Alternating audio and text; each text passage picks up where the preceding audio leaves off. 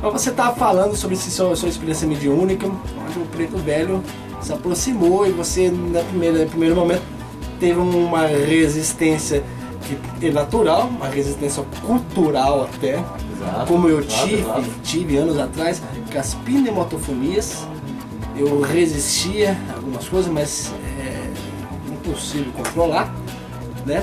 Mas dê continuidade nesse processo.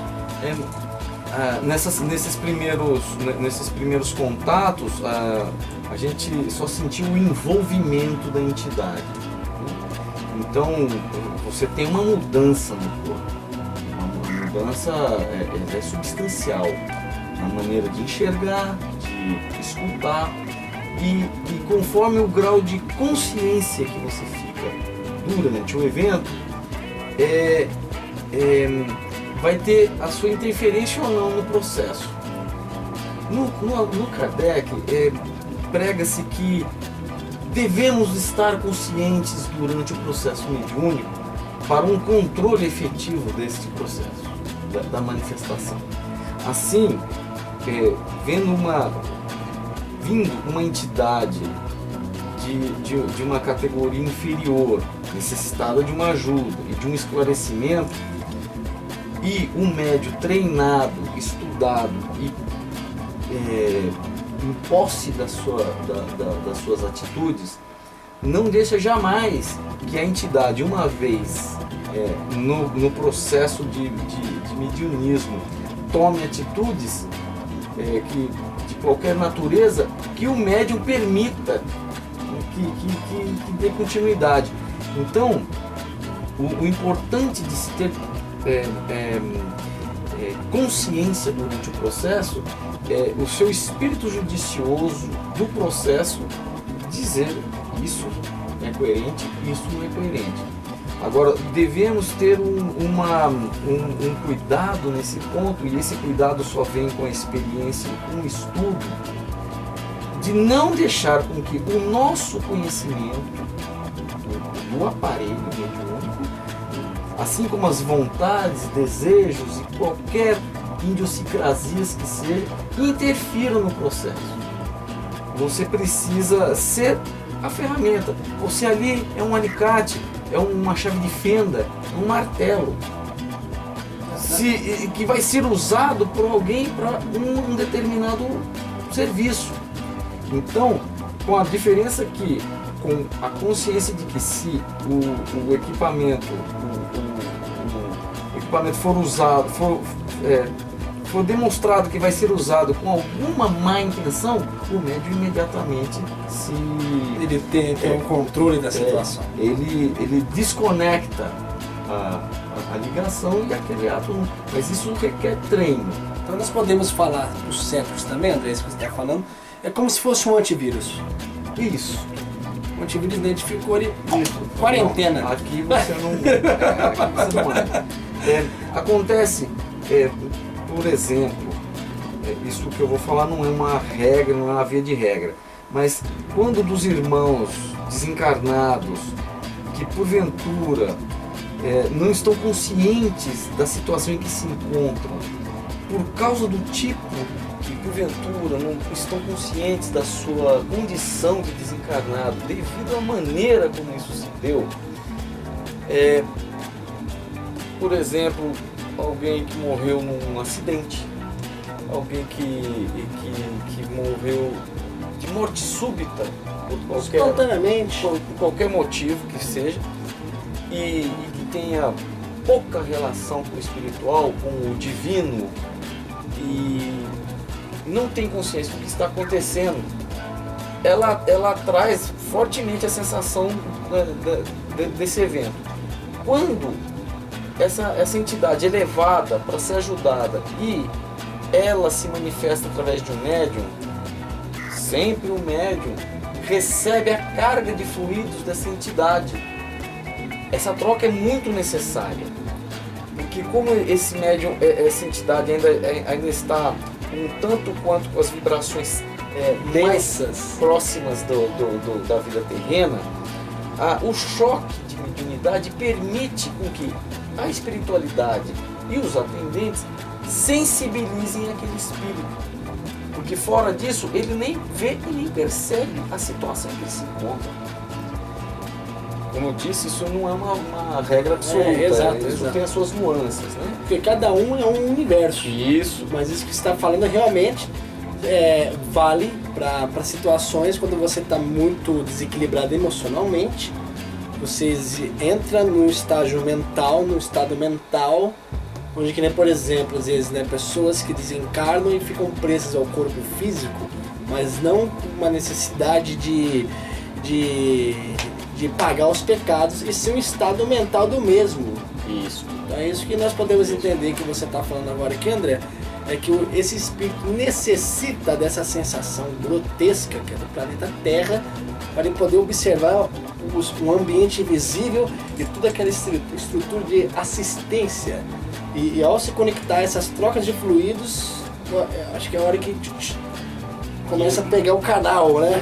Que a entidade vai ser sensibilizada.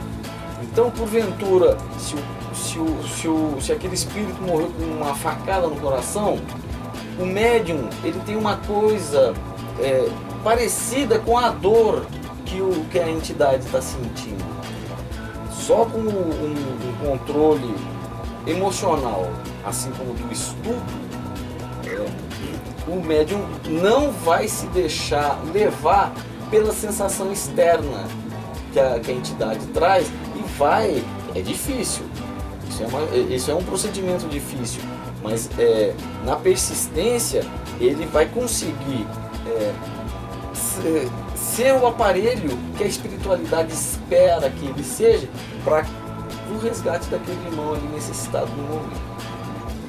Então, bom, as primeiras experiências nos terreiros de Umbanda que eu tive, mais especificamente um que fica ali do lado do Sindicato dos Contabilistas, eu não me lembro o nome da rua ali, chama Tenda Espírita de Umbanda Jesus de Nazaré. Na época dirigida pelo Sr. Oliveira, já no plano extrafísico, ele me ajudou, ele e as pessoas da casa, me ajudou a esse desenvolvimento. As primeiras entidades que realmente se manifestaram com toda a sua força e energia foram os Exus. Existe uma próxima entrevista aí, a gente conversar sobre essas entidades da Umbanda. Claro. Os Exus são entidades mais próximas mesmo do planeta, com uma finalidade muito específica. Ele pode ir nos lugares mais densos para fazer o resgate, para desfazer coisas que estão no plano espiritual e porventura estão provocando o mal de alguém e mais outra série de coisas. Mas a grosso modo é aquela entidade que, por resgate próprio, é capaz de andar nas trevas e poder lá resgatar ou arrumar situações em prol de um bem maior. Ou seja, podemos dizer que essas entidades que trabalham dessa maneira, levando a linguagem terrestre, podemos entender que elas são como são agentes do estado fraterno, né? Porque aqui no planeta Terra os agentes dos estados não são tão fraternos, né? Onde elas são incorruptíveis, né? Então por isso elas adentram as situações e até pela carga cultural que elas carregam, que na verdade os espíritos se plasmam de inúmeras maneiras de acordo com a situação. Exato. E de acordo com a... Então, às vezes, então culturalmente, a hora que chega, eles sabem, são eles. Isso. Então, pelo menos é assim que eu vejo, né? Não estou falando que não é uma regra, mas é assim que um pouco que eu entendo da cultura da Umbanda, porque a minha avó, mesmo sendo católica, ela era médium de Umbanda, com os Exus, com entidades infantis, de crianças, né? E ela é católica, mas é isso que nós falamos, que a mediunidade é uma condição orgânica, no planeta ainda há necessidade das culturas, que é comum. Se você for num outro planeta, as formas mediúnicas, os nomes das religiões são outros, os processos outros também, mas o que não muda? É igual a tecnologia da lâmpada. Lâmpada sempre vai ser lâmpada. negócio de clareia. Isso, sim, concordo. Esse panteão de entidades que fazem a Umbanda, eles têm realmente suas especificidades. Então, ao longo do trabalho mediúnico, você dirige, né? Tem dias que são para um tipo de entidade, outros dias para outros tipos de entidade. Então, a grosso modo, podemos dizer que eles vêm para fazer a caridade. Exato. Qualquer um deles. Existe muito preconceito com nomes como Pombagira, ou Pombogira, como se fala de verdade, como se grafa, Exus. Mas também existem entidades chamadas boiadeiros, caboclos, marinheiros, pretos velhos, ciganos. Todos eles trazem a energia referente à categoria que eles pertencem e com finalidades muito específicas. Então vai trabalhar questões pessoais, questões do amor, questões da saúde, questões de procedimento moral. Como que você... Tem gente que só reclama. Quando chega e começa a ter atendimentos com as entidades, aprende ao longo de algumas sessões que é a própria pessoa que está causando os seus males. Exato. E depende da área. Então, esses males eles podem ser causados por vícios, por maneirismos, por orgulho. O orgulho também é uma doença. Exato, né? Exato. A raiva, o ódio, o rancor também é uma doença. O ego. O ego, o que mais acontece com relação à mediunidade, tanto, isso são experiências minhas, tanto em centros kardecistas como em centros umbandistas, é a vaidade. Exato. A vaidade é um perigo enorme para aqueles que gostam do espetáculo da incorporação, do espetáculo da entidade que fala, canta, muda a sua voz, muda a sua maneira, a sua postura. Se o médium ficar encantado com tais situações... São as armadilhas que eles mesmos caem, né? Ele vai ser um aparelho de pouca eficiência. É que nem uma chave de fenda que já está com a ponta gasta e não consegue mais ir ali na fenda do parafuso para dar o aperto. E você sabe por quê que, mesmo eu tendo as minhas experiências também com o mundo extrafísico, né? Eu acho realmente mágico de uma forma poética de se falar. Certo. Mas eu não me expando com eventos mediúnicos porque, afinal, já são mais de 200 anos já falando dos processos e tem os livros dos médios. Então eu acho que não tem necessidade realmente desse contexto que você especificou, das pessoas ficar, né, com a vaidade, porque já teve, claro, muita gente fala que é banal as questões da mediunidade e suas manifestações, porque já são anos de estudos, né, e são várias provas, né, por exemplo, o caso da materialização da irmã Josefa, que muitos céticos falam que foi fraudulenta, porque falam, é uma mulher com lenço.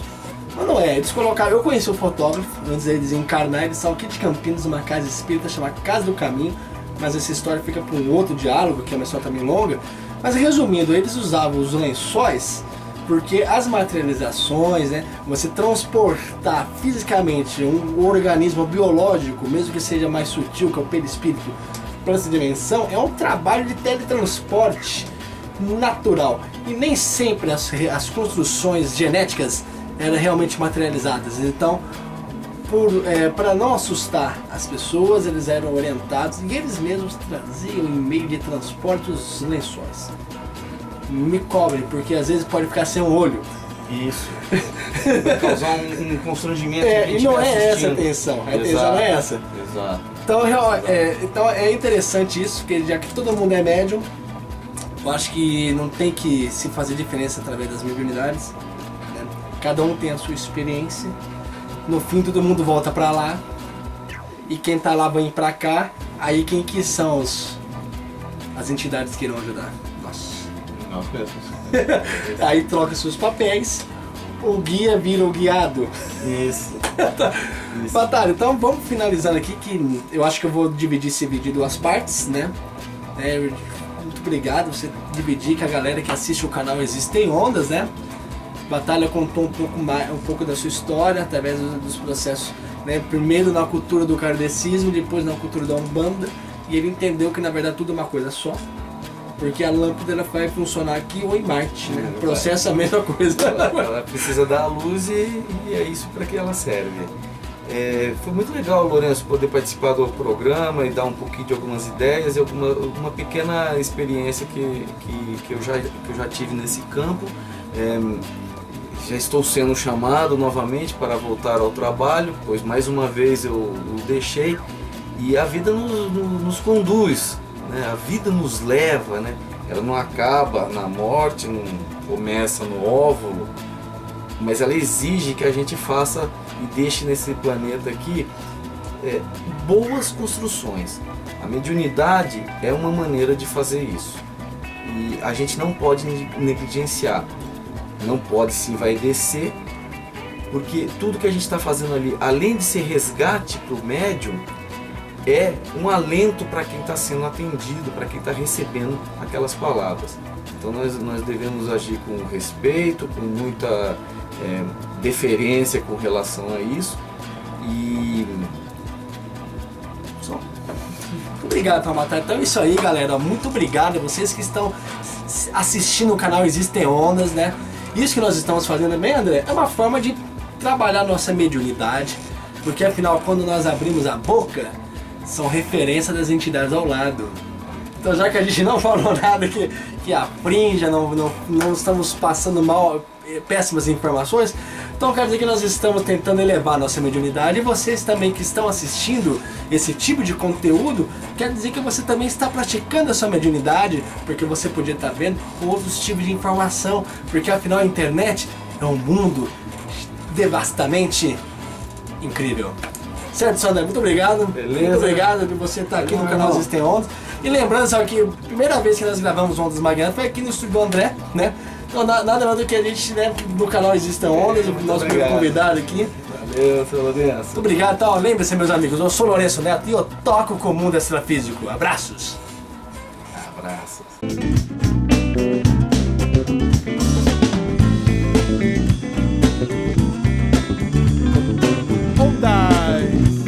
Magnéticas existem. Ondas magnéticas, preparem-se.